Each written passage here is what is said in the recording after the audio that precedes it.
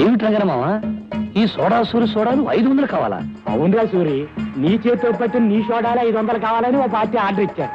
అక్కడికి కష్టమని వేరే సోడాలు పంపిస్తానంటే వీల్లేదని చెప్పాను. ఆహా, ఇప్పటికైనా అర్థమైందా రంగనమావా ఈ సోడా సూరి సోడాల మహిమ? మహిమ గురించి మాట్లాడటం కాదు, అని సోడాలు చెప్పాలంటే మాట్లా. ఒరే ఒరే ఒరే, నేను తిప్పడం తేలికేరా, సోడాలో నీళ్లు నింపాల్సింది నువ్వేగా. అవును సూరి, నువ్వు అతను ఎలా కష్టపడతారో నాకు తెలియదు. సాయంత్రానికల్లా 500 సోడాలు రెడీ కావాలి. ఇదిగో అడ్వాన్స్. ఓకే మావా, అలాగే పద పద. భలే మంచి చౌక బేరమో. కని కని కని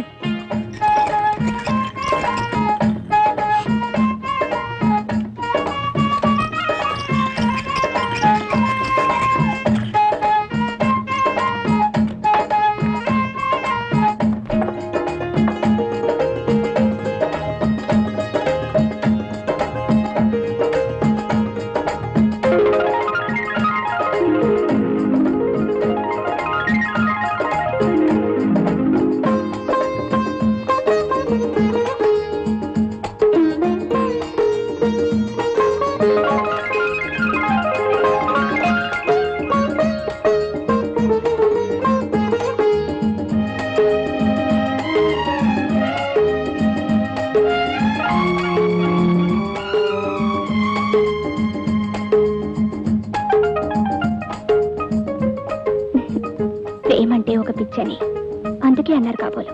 మన సోడాలను ఎంత లవ్ చేస్తానంటే చాలా గొప్ప అనుకోవాలి. అతను ఎవరో నాకు తెలియదు, కానీ సోడాలు పట్టుకెళ్ళేది మాత్రం అదిగో అతను.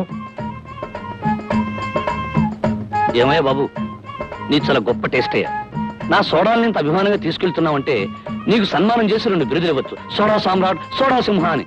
అవును, నా సోడాలను తీసుకెళ్లి పెద్ద పార్టీ ఏమైనా చేస్తున్నావా? ఎలవయా, నాకేం పిచ్చాయిర్రా, ఈ దిక్కుమాల సోడా పట్టుకెళ్ళి. నోరు జారకు, నీకు పిచ్చి విరి లేకపోవచ్చు కానీ ఈ సోడా సూరి సోడాలు మాత్రం తిట్టకు. బాబు, ఈ సోడాలన్నీ ఎవరికి పట్టుకెళ్తున్నావో వాళ్ళ అడ్రస్ చెప్పావనుకో, నీకు 10 గోళీ సోడాలు ఇస్తా. చెప్పు బాబు.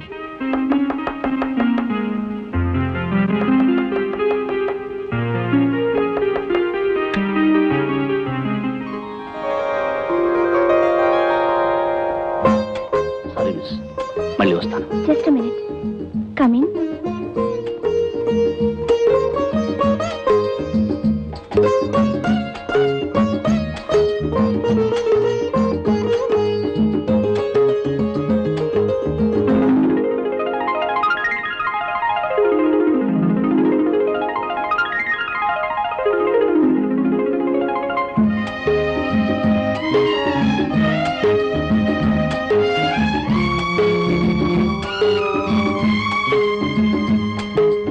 Very good.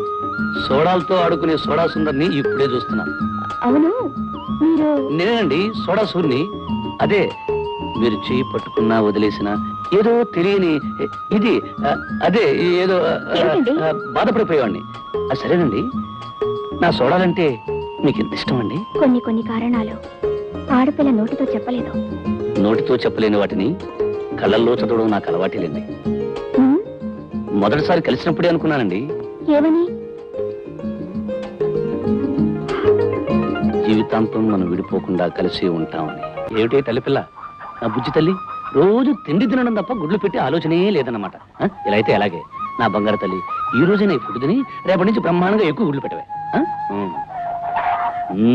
ఏమిట్రా పంది పిల్లడా, ఏమిట్రా డల్లుగా ఉన్నావు? ఈ రోజు బ్రహ్మాండంగా ఫుడ్ తిని రేపు పందెంలో 10 కోడి కొడుకొచ్చేసాయి. మంచి కోడి బిర్యానీ చేసుకుని ఉన్నావు. అరే మీరా? ఏమ్మా బాగున్నారా? అమ్మా ఎవరొచ్చారో చూడు. నమస్కారం. ఏమ్మా కొత్త కాపురం ఎలా ఉంది? మీ అందరి దీవెనల వల్ల బాగానే ఉందమ్మా. ఏరా సూరి, ఎవరు? ఈ అమ్మాయి లక్ష్మి, ఇతను రాజు. నమస్కారం. లక్ష్మి ఆస్తిని ఐశ్వర్యాన్ని అన్ని కాదనుకుని ఈ మధ్యనే రాజును పెళ్లి చేసుకుంది. విన్నాను, వాళ్ళ నాన్న మాట కాదని చేసుకుందటగా. పెళ్లి విషయంలో పెద్దవాళ్ళు అడ్డుపడకూడదు నాన్న. మంచైనా చెడైనా చేసుకునే వాళ్ళకే వదిలేయాలి. జీవితంలో కలిసి బతకవలసింది వాళ్ళు కనుక వాళ్ళ ఇష్ట ప్రకారమే జరగనివ్వాలి. సూరిబాబు, ఈ ఊళ్ళో మా మామగారి కళ్ళ ముందే మేం కాపురం ఉంటే ఆయన కోపం చల్లారదని నాకు తెలుసు. అందుకే లక్ష్మి నేను రామపురం వెళ్ళిపోతున్నాం. అవును, అక్కడి స్కూల్లో నాకు టీచర్ ఉద్యోగం వచ్చింది. రేపే ప్రయాణం. వెళ్లే ముందు మీ అందరినీ ఒకసారి చూసి వెళ్దామని వచ్చాం. వస్తాం. వస్తాం. మంచిదమ్మా. అదమ్మా. వీడు అన్నయ్య, అది వీడి చెల్లెలు. దిక్కుమాలిన అనుబంధం.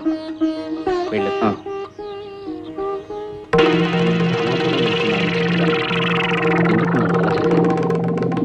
రామాపురానికి నాకు ఏమిటి సంబంధం?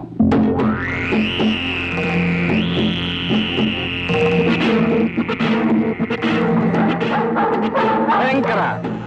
ఒరే పంతులు, అయ్యా, ఈ లోకంలో కుక్కైనా నక్కైనా ఏ పశువైనా మనిషి అయినా బతికేది దేనికోసం అని అడుగు. దేనికోసం అండి? తిండి కోసం రా. అవునండి, ఆ కుక్కలా నోరు తెరిచేది, మీ వెంటనే కుక్కలా తిరిగేది పొట్ట కోసమే కదండి.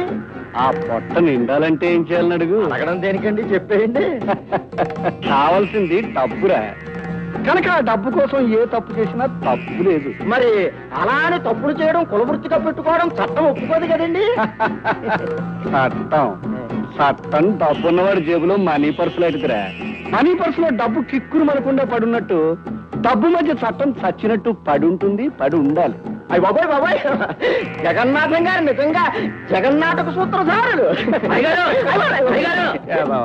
అయ్యగారు, మీకోసం కొత్త లంక రామరాజు గారు వచ్చి గోడం గారు కూకున్నారండి. కూర్చో, కింద పడి దొలుతారేంట్రా? అది వస్తున్నాను. ఆగండి. ఏమిటి ఏమిటి ఏమిటి ఏమిటి? ఆ తుమ్ము రాబోయే ఆగిందండి. అదేదో ప్రళయం వస్తూ భూకంపం వస్తూ ఎందుకు అరుపులు? తుంబించావక. మరి నా తుమ్ము దరిద్రపు తుమ్మని అప్పుడప్పుడు అంటుంటారు కదండి. అవును, నిజమే. అయ్యా తమరండి, చూడు, నీ దగ్గర దరిద్రం తుమ్ములు చాలా ఉన్నాయని నాకు తెలుసు. సాధ్యమైనంత వరకు నా దగ్గర తుమ్మొద్దు. ఇప్పుడు తుమ్ముతున్నావా? తుమ్మనండి. నోరు మూసు పద. రామరాజు, నా మాట అంటే ఈ చుట్టుపక్కల జిల్లాల్లో మనుషులకి ఏమిటని అడుగు. ఏమిటండి? వేదం అయ్యా, నా మాట అంటే వేదం. వేదం లాగే మామూలు వాళ్ళకి మా అయ్యగారి మాటలు పట్టాన్ని అర్థం కావు గనక నేను తాత్పర్యం అడగలేదు. నువ్వు నోరుమయ్యి. జగన్నాథం గారు, మీకు మనుషుల్లో అంత పేరు పలుకుబడి ఉంది కనుకనే మీరేదో వ్యాపారం చేద్దామంటే ఏమిటి అని ప్రశ్నించకుండా 5 లక్షలు వాటా పెట్టాం. నువ్వు 5 లక్షలు వాటా పెట్టావు కదా, నీకు సన్మానించి ఏనుగు ఊరేగించాలా? మరో 5 లక్షలు వాటా పెట్టు, అప్పటికన్నా వ్యాపారం జరగదు. ఆ వ్యాపారం ఏంటండి? ఏముందయ్యా, మొన్న తుఫాను వచ్చింది, నిన్న వరదలు వచ్చాయి. తుఫాను వరదలు రేపు రాబోయే కరువుకి పైలట్ లేకవయ్యా. కరువు రాకముందే జిల్లాల్లోని ధాన్యం అంతా కొనుగోలు చేసి మన గిడ్డంగిల్లో వేయించడం, ప్రజల అవసరాలు పెరిగినప్పుడు అదే ధాన్యాన్ని ఎక్కువ ధరకు అమ్మడం, అది మన వ్యాపారం. మనం సరఫరా చేసే ఎరువుల వల్ల పంటలు బాగా పండుతాయిగా, కరువు ఎలా వస్తుంది చెప్పండి? నేను దేవుణ్ణి నమ్మి నా దగ్గరే ఎరువులు కొంటారు. ఆ ఎరువులతో పంట పడడం కాదు కదా, గడ్డి కూడా మొలవదు. అప్పుడు గింజల్లాగా రైతులు అన్నవో రామచంద్ర అంటూ చచ్చినట్టు మళ్ళీ నా దగ్గరికే వస్తారు. మరి కొనడానికి వాళ్ళ దగ్గర డబ్బు ఉండాలి కదండి. డబ్బు మన దగ్గర ఉంటుంది, పొలాలు వాళ్ళ దగ్గర ఉంటాయి. వాటిని తాకట్టు పెట్టించుకుని మనం డబ్బు ఇస్తాం. ఎప్పుడు ఒకప్పుడు వాటిని మనకి అమ్మేసుకుంటాం. అప్పుడు మనం ఏమవుతాం అని అడుగు. అడగడం దేనికండి? భూమిని అంతా స్వాధీనపరుచుకుని భూమిపాలు అయిపోతారు, భూస్వామి అయిపోతారు. ఏడిషో, ఎంతమందిని నాశనం చేస్తే మనం అంత అభివృద్ధిని సాధించినట్టయ్యా. ఇప్పుడు బాగుపడాలంటే 10 మంది పోవాలయ్యా, తప్పదు. 10 మందిని నాశనం చేసి సంపాదించే ఆస్తి పాపిష్టి డబ్బు నాకు అక్కర్లేదు.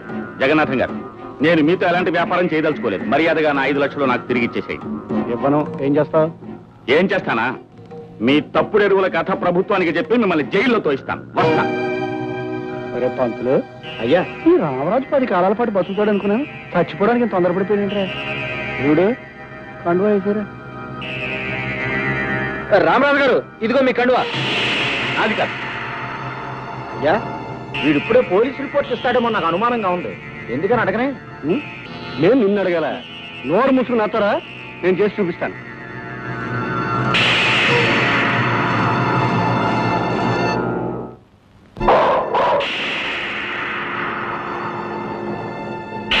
భయంకర, ఒక చరిత్రకు ముగింపు చెప్పిరా.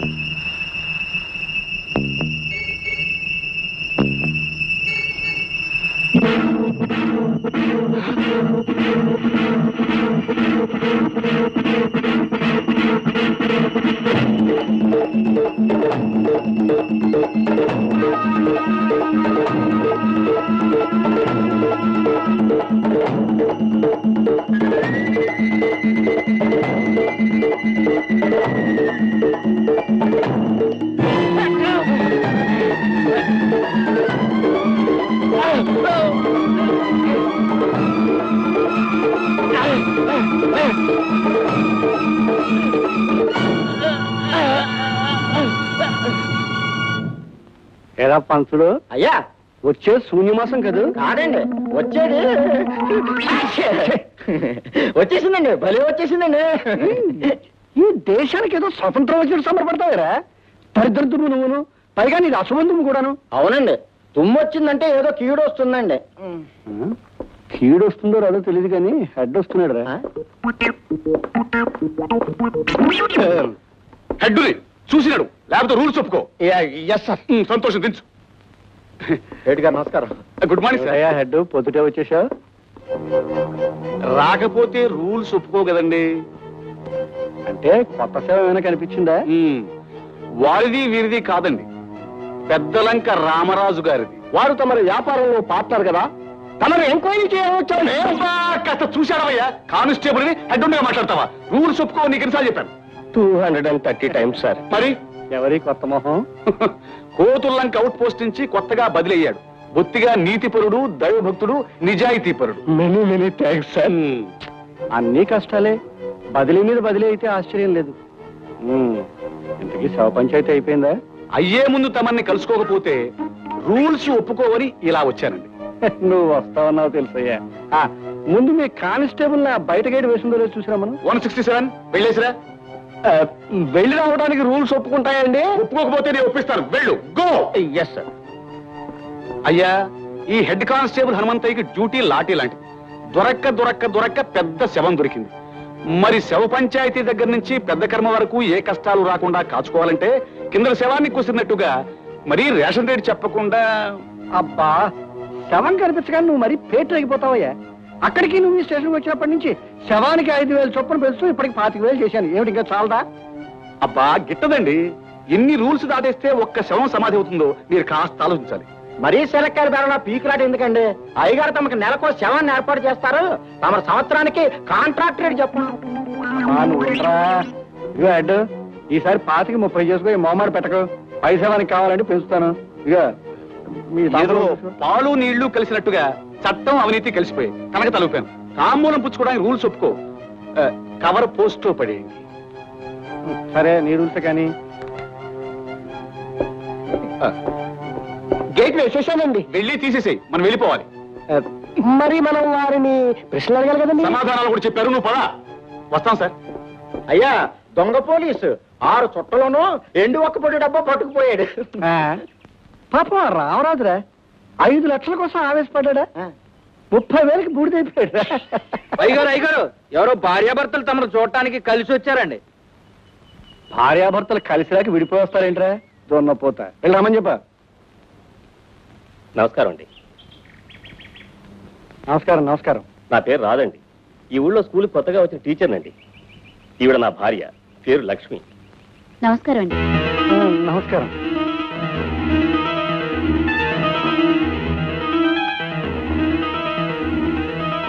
అయ్యా, కొత్తగా పెళ్లి అయినట్టుంది.